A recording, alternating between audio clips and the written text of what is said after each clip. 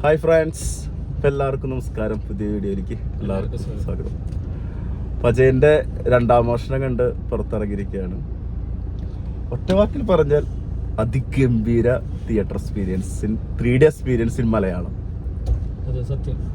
രക്ഷയില്ല. നിങ്ങൾ സത്യം പറഞ്ഞാൽ ത്രില്ല് വിട്ടിട്ടില്ല. 2.5 മണിക്കൂർ നേരം അതിഗംഭീര തിയേറ്റർ എക്സ്പീരിയൻസ്.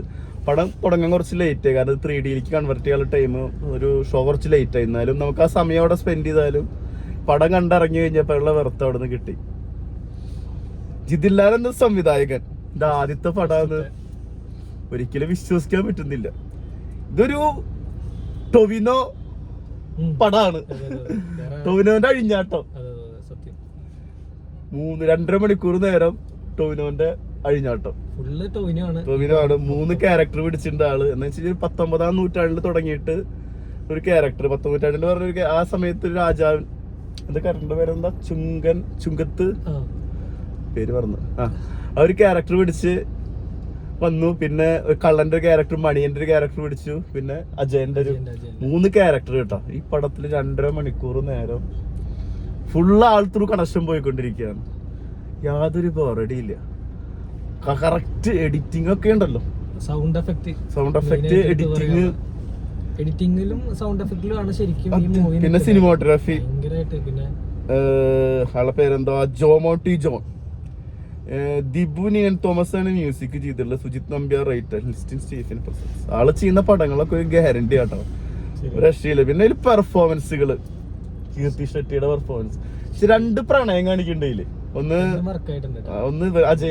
അജയനും കീർത്തി ഷെട്ടി, ലക്ഷ്മിയുടെ ക്യാരക്ടറും, അതുപോലെ തന്നെ അജയന്റെ ക്യാരക്ടർ ആയിട്ടുള്ള പ്രണയം. പിന്നെ സുരഭിയുടെ ക്യാരക്ടറും മണിയന്റെ, രണ്ടും റൊമാൻസ് കാണിക്കുന്നുണ്ട്. സത്യം പറഞ്ഞ വേറെ ഫീലാണ് തിയേറ്ററിൽ. അതിന്റെ ഇപ്പൊ കടന്നു പോകുന്ന BGM അതിഗംഭീരം. ശരിക്കും നമുക്കൊരു പ്രണയസീനെ കാണുമ്പോൾ മനസ്സിൽ ടച്ച് ചെയ്യില്ല. ഞാൻ കൃത്യം പറഞ്ഞ ഇമോഷണലി ആയിട്ടോ, ഞാൻ നിന്നെ നോക്കി ഭയങ്കര ഇമോഷണലി ഭയങ്കര കണക്ട് ആയ സീൻ നടന്നു. ഒരു 2 പേരുടെ പെർഫോമൻസ് അതിഗംഭീരം. സുരഭി എടുത്തു പറയണം. അത് പിന്നെ മണിയന്റെ ഒപ്പം നിൽക്കുമ്പോ ആ ക്യാരക്ടറിന് മണിയൻ എന്ന് പറഞ്ഞ, എനിക്ക് 3 ക്യാരക്ടർ ഏത് ക്യാരക്ടർക്ക് ഇഷ്ടമായത്? മണിയനെ എല്ലാവർക്കും ഇഷ്ടം, പക്ഷെ എനിക്ക് 3 ഇഷ്ടമായി. കാരണം മണിയനേക്കാൾ ഒരിക്കലും മുകളിൽ പോകാൻ പാടില്ല അജയൻ. ആ ഒരു ഇതുണ്ട്. അജയന്റെ ക്യാരക്ടർ നന്നാക്കിയിട്ടുണ്ട്, ഗംഭീരമായിട്ട് ചെയ്തിട്ടുണ്ട്. അജയന്റെ കഴിവ് എന്ന് വെച്ച് കഴിഞ്ഞതില് ആ കളറിയ സീനൊക്കെ ഉണ്ട്. അവിടെ ലാസ്റ്റ് കണ്ടില്ല, 2 കുത്തിന്റെ കാര്യമുള്ളൂ. അജയന്റെ ക്യാരക്ടറിന്റെ അവന്റെ കഴിവ് എടുക്കുന്നില്ല. ലാസ്റ്റ് സീനിൽ ശരിക്കും നമുക്ക് 2 മിനിറ്റ് കൊണ്ട് കാര്യം സാധിച്ചു പോകണ്ടല്ലോ. പിന്നെ ഈ പടം തുടങ്ങുമ്പോ ഇത് കാണിക്കുന്നുണ്ട് കുറെ സ്ഥലങ്ങളൊക്കെ ഉണ്ട്. ആ സ്ഥലത്തൊക്കെ നമ്മളെ അറിയുന്ന ഒരുപാട് ഫ്രണ്ട്സ് ഉള്ള അവരൊക്കെ ഷൂട്ടിംഗ് ലൊക്കേഷൻ ഉണ്ടായതാണ്. ഐത്തല, നീലേശ്വരൊക്കെ ഫുള്ള് ആ കൾച്ചറാണ്, മലബാർ കൾച്ചറിലാണ് ഫുള്ള് സൗണ്ട് ഒക്കെ ഉള്ളത്. വടക്കൻ കേരളത്തിന്റെ ഒരു കൾച്ചർ വൈസിലാണ് ഈ പടം എടുത്തിട്ടുള്ളത്. അപ്പൊ അതിന്റേതായ കുറെ രസങ്ങളൊക്കെ ഉണ്ട്. മാനറീസ് ഒക്കെ ഓരോ ക്യാരക്ടറിൽ കൊണ്ടുവന്നുള്ളതൊക്കെ വളരെ രസമായിട്ട്. ചതി, അതെ അതെ അതെ. 3 തലമുറയില് 3 തലമുറ 19ാം നൂറ്റാണ്ടിൽ തുടങ്ങിയിട്ട് 1980 നിൽക്കുന്ന അജയന്റെ കാലഘട്ടമൊക്കെ വരുന്നത് ആ സമയത്താണ്. രാജതന്ത്രം എന്നൊക്കെ പറയണത് ശരി കാശുള്ളതാണോ? പണ്ട് രാജാക്കന്മാരാണല്ലോ, അവര് തെറ്റ് ചെയ്തത് രാജതന്ത്രമാണ്. അല്ലാത്തവൻ ചെയ്ത അത് തെറ്റാണ്, കള്ളനാണ്, കള്ളത്തരാണ്. ഇത് പറയുമ്പോ ലാസ്റ്റ് പറഞ്ഞ ഡയലോഗ് ഉണ്ട്, രാജഭരണമൊക്കെ കഴിഞ്ഞു ഇവിടെ ജനാധിപത്യം ഒന്നും പറയുന്ന സാധനം. അതിൽ ഭയങ്കര പൊളിറ്റിക്സ് സംസാരിക്കുന്നുണ്ട്. കാരണം പ്രത്യേകിച്ച് വടക്കൻ കേരളത്തിലെ എല്ലാ കാര്യത്തിലും രാഷ്ട്രീയം ഉള്ളതാണ്. അത് ഭയങ്കരമായിട്ട് കണക്ട് ആവും. എനിക്ക് ഭയങ്കരമായിട്ട് കണക്ട് ആയ സീനുണ്ട്. ഒരു എടുത്തു പറയണ്ട കേട്ടോ, നമ്മുടെ ബേസിലിന്റെ ക്യാരക്ടർ അടിപൊളിയാണ്. ജഗദീഷ്, രോഹിണി, മാലാപാർവതി, പിന്നെ കീർത്തി ചേട്ടൻ അച്ഛനായിട്ട് വന്നിട്ടില്ലേ, ആളെ പേരെന്താ,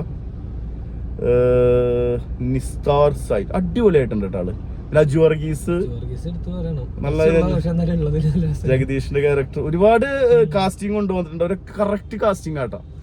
ഒരാളെ നമ്മളിപ്പോ 2 മിനിറ്റ് ആയാലും അനാവശ്യമായിട്ട് കാസ്റ്റ് ചെയ്തിട്ടില്ല. അവന് വ്യക്തമായ റോള്. അജു വർഗീസ് കുറച്ച് സമയമുള്ളൂ, പക്ഷെ രസമായിട്ടില്ലേ ആളെ വരേണ്ട ഇൻട്രസ്റ്റിനൊക്കെ അധികം രസമാണ്. എല്ലാതും ശരിക്കും ആ ഒരു ടൈം ഉള്ളെങ്കിൽ അവർ നന്നാക്കി ചെയ്തിട്ടുണ്ട്. ആ പ്രസന്റേഷൻ VFS ഇത് വേറെ ലെവലാട്ട്. നമ്മളൊരു മലയാള ഫിലിമില് ഇങ്ങനെ ഉണ്ടായിട്ടില്ലെന്ന് തന്നെ പറയാല്ലേ. മലയാള പടത്തിൽ ഇങ്ങനത്തെ ഒരു VFS ആയിട്ട് പടം ഒന്നും വന്നിട്ടില്ലല്ലോ 3Dയില്. അതിഗംഭീരമായിട്ട് ചെയ്തിട്ടുണ്ട്. അത് നമുക്ക് ഒട്ടും അത് വെറുപ്പിക്കാത്ത രീതിയിൽ തന്നെ നല്ല രീതിയിൽ നമുക്കത് നമുക്ക് ശരിക്കും കണക്ഷൻ വരുന്ന രീതിയിൽ തന്നെ ചെയ്തിട്ടുണ്ട്. അടിപൊളി VFS ആണ്.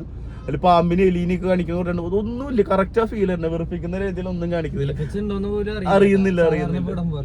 പിന്നെ വെള്ളച്ചാട്ടത്തിന്റെ അവിടത്തുള്ള സീന് അതൊക്കെ ഭയങ്കര രസമായിട്ട്. പിന്നെ ഈ കാലഘട്ടം കാണിക്കുന്നുണ്ട്, 3 ജനറേഷൻ അതിന്റെ സെറ്റ് ഇട്ടുള്ളത് അതൊക്കെ ഭയങ്കര രസമായിട്ടുള്ള. പണ്ട് മൂവീസ് കാണുന്ന ആൾക്കാർക്ക് അറിയാം, ഈ ട്രഷർ ഹണ്ട് ഒക്കെ ടൈപ്പ് ഓഫ് മൂവീസ് കാണുമ്പോൾ നമുക്ക് ആ ട്രഷർ ഹണ്ടിന് വേണ്ടി പോകുമ്പോൾ അവിടെ ഉണ്ടാവുന്ന കുറെ കേസസ് ഒക്കെ ഇപ്പൊ കണക്റ്റഡ് ആയിട്ട് ഈ സിനിമയിൽ വന്നിട്ടുണ്ട്. ശരിക്കും ഒരു കണക്ഷൻ കണക്ട് ആയിട്ട് അത് അടിപൊളിയാണ്.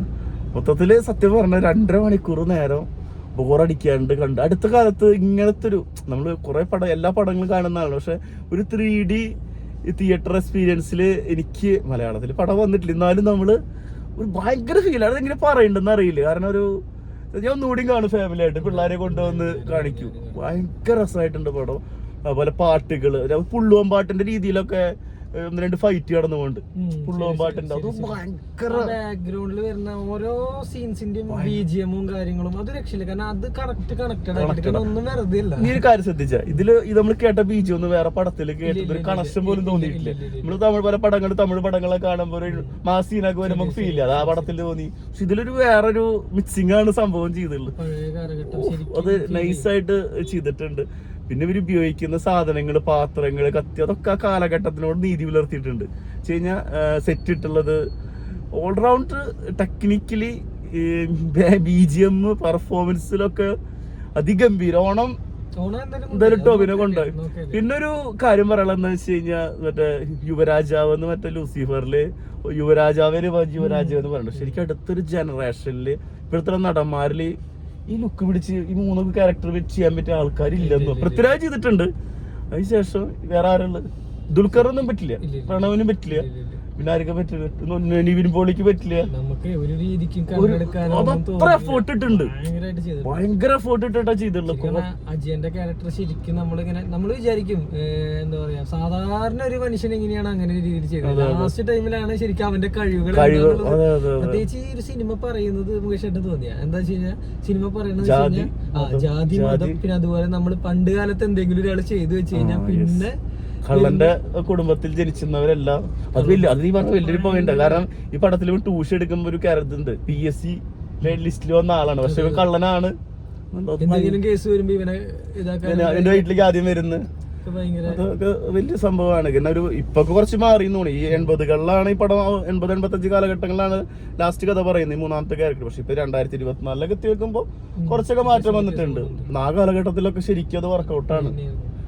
എനിവേ അതിഗംഭീര തിയേറ്റർ എക്സ്പീരിയൻസ് പോയി കാണുക. അത് നല്ല തിയേറ്ററിൽ കാണും, 3D കാണും. വേറെ ഒന്നും പറയാനില്ല. ഇത് ടോവിനോന്റെ അഴിഞ്ഞാട്ടാണ്, വേറെ സംശയമില്ല. ടോവിനോ കൊണ്ടുപോയി, ഇനിയിപ്പോ നാളെ കൊണ്ടലുണ്ട്. അത് എന്തായാലും 1ാം സ്ഥാനം. മറ്റു പടങ്ങളും നിങ്ങൾ കണ്ടിട്ട് അഭിപ്രായങ്ങൾ ഷെയർ ചെയ്യും, പക്ഷെ ഇതൊരു വേറെ എക്സ്പീരിയൻസ് തന്നെയാണ് മലയാള ഫിലിമില്. അപ്പോൾ വീഡിയോ ഇഷ്ടപ്പെട്ട എല്ലാവരും സപ്പോർട്ട് ചെയ്യാം, ലൈക്ക് ഷെയർ ഒക്കെ ചെയ്യാം, എല്ലാം ചെയ്യാം. അപ്പോൾ എല്ലാവർക്കും ഓണാശംസകൾ. ബൈ.